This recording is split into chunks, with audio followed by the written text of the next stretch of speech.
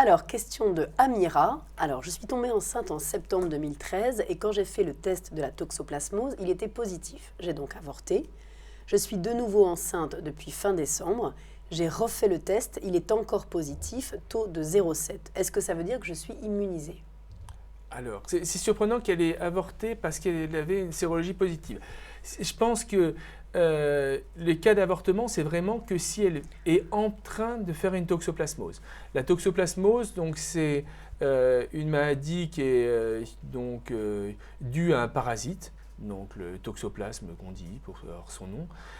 Cette maladie, dont on peut l'avoir, on ne l'attrape qu'une fois. Pour les personnes lambda, attraper la toxoplasmose, on s'en rend souvent pas compte, ça a des signes, on peut éventuellement avoir un petit syndrome grippal, mais qui passe comme ça un peu inaperçu, et ça n'a aucune importance. C'est pour ça qu'on fait une sérologie de la toxoplasmose pour savoir si effectivement on a déjà eu cette maladie ou pas. Si on a déjà eu la toxoplasmose, on ne fera pas de surveillance durant la grossesse, étant donné qu'on ne peut pas l'avoir une nouvelle fois. Donc on est tranquille, la maman n'a pas de risque. Par contre, si la maman n'a pas eu la toxoplasmose, le risque, il est si elle attrape la toxoplasmose pendant la grossesse. C'est certainement ce qui s'est passé. Alors je pense que c'est effectivement, elle devait être en train d'avoir une toxoplasmose, voilà, au tout début de sa grossesse. Donc là, maintenant, vu qu'elle l'a eu pour sa première grossesse en septembre, elle peut être totalement sereine pour cette grossesse.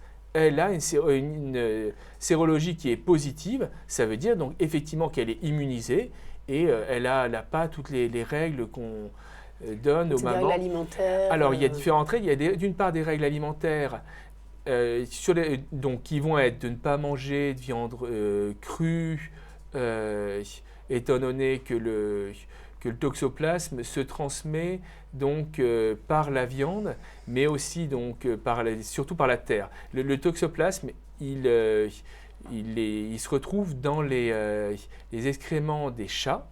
C'est pour ça qu'on va parler des chats après, et qu'ils les mettent dans la terre. Les animaux qui broutent la terre, donc tous les herbivores, sont susceptibles de contenir donc dans leur chair le toxoplasme et donc peuvent la transmettre.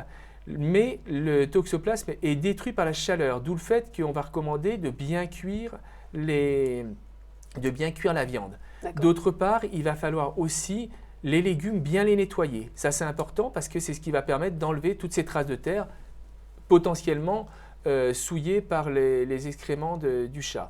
Et donc, le chat, pour en revenir à lui, si c'est un chat qui, effectivement, je dirais, vit à la campagne, va dehors et est en contact avec d'autres animaux, effectivement, il est susceptible d'attraper la toxoplasmose, du moins pas la toxoplasmose, mais d'absorber des toxoplasmes. Et de la transmettre. Et lui, alors il la transmet parce que c'est lui c'est à l'intérieur de l'estomac et surtout de l'intestin du chat que va se développer le toxoplasme. Donc lui, il va faire proliférer ce germe.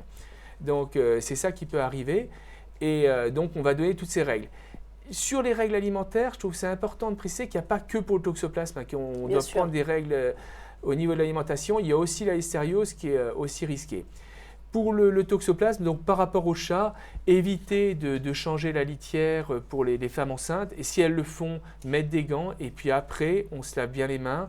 De la même manière, si elles vont jardiner, qu'elles ont un contact avec la terre, c'est important de bien se laver les mains après. Il faut préciser que c'est très grave la toxoplasmose. Alors c'est très grave, tout à fait. Anodin, voilà, c'est pas grave pour la maman, c'est grave pour le bébé. Alors ça se transmet beaucoup moins en début de grossesse, mais c'est beaucoup plus grave.